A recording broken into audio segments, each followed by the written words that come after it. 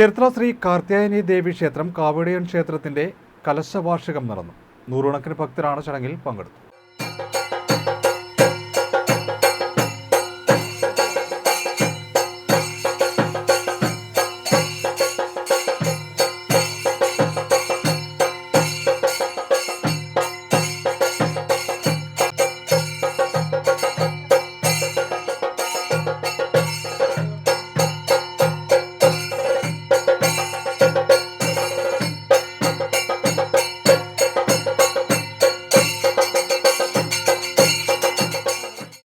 Thiruvithamkoor Devaswom board Cherthala Shri Karthyayani ദേവി ക്ഷേത്രം ഉപദേശക സമിതി കാവടിയൻ ക്ഷേത്രത്തിന്റെ കലശവാർഷികം നടന്നു.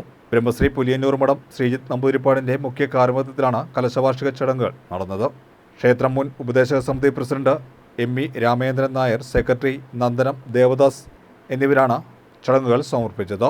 നൂറുകണക്കിന് ഭക്തരാണ് ചടങ്ങിൽ പങ്കെടുത്തത്.